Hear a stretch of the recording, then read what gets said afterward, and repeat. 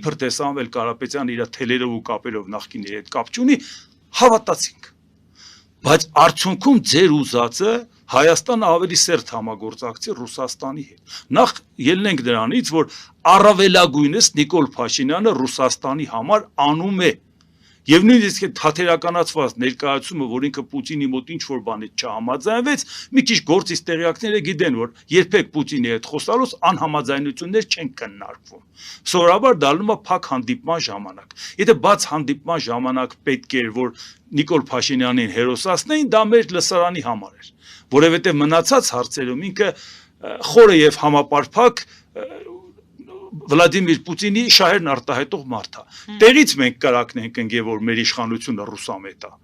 Հիմա գալիս են 100% ռուսամետներ եւ ասում են եկեք պայքարենք, թե որս պետք է Պուտինի շահը սպասարկենք։ Դե լավ, ժողովուրդ ջան, այս ժողովուրդը ձեր ձեռը կրակնանք է։